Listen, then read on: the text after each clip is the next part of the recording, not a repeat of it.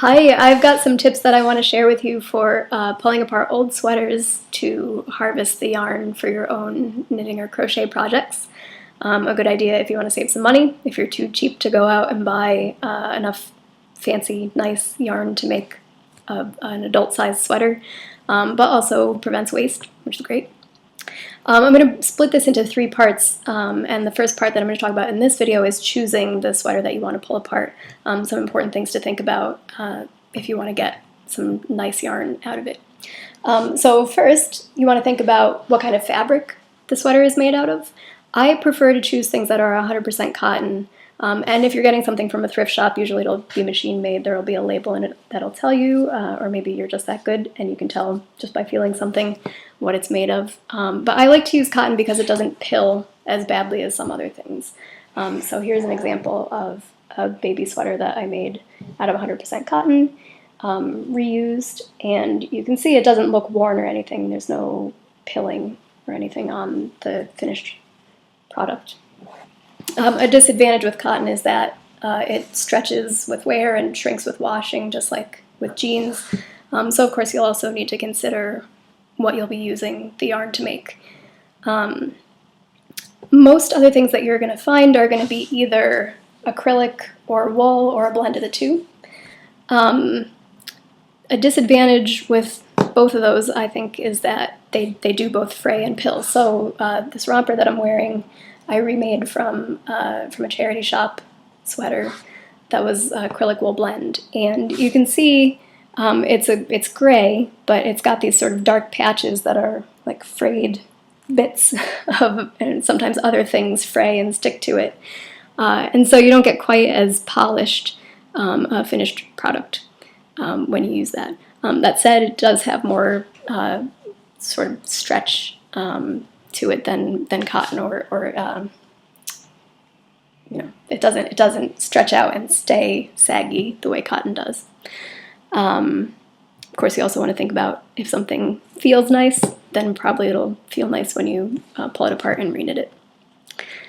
Also, you want to think about how thick something is. So a lot of these machine-made things, even though they look thickly knitted, they probably were done on very fine needles by a machine, and so when you pull them apart, you'll get something that looks like this, which is like 4-ply cotton string, not very thick at all.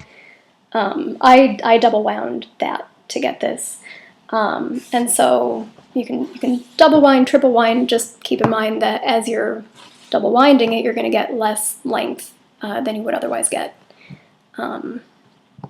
The last thing you want to think about when you're choosing your sweater to pull apart is the seams. And I'm going to categorize seams into two categories, good and bad.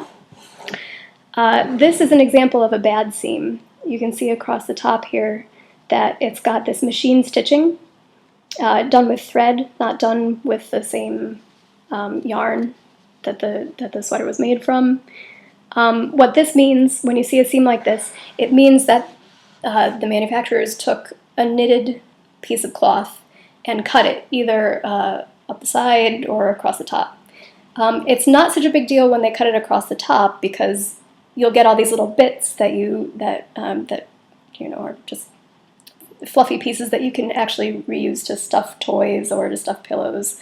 And then eventually, when you pull those all off, you'll get to the continuous strand that'll go down the rest of the fabric. But when it's been cut across the sides, so if it's on the sides of the sweater or maybe down the sleeve, depending on the way the sleeve was knitted, which direction it was knitted in. But usually if you get ones down the side like that, it means that they cut down the sides of the fabric. And if you're a knitter, you'll figure out that this means when you're pulling it apart, you'll get these pieces that don't connect. So you might get maybe yard-long pieces, and as you're knitting them together, you're going to have all these knots in your project. Not ideal.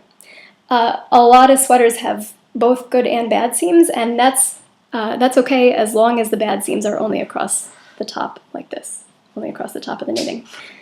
So a good seam looks like something that could have been done by hand, where you've got two pieces of knitted fabric that are just stitched together edge to edge, and often it's done with the same yarn that it was knitted out of. I'll show you a better example.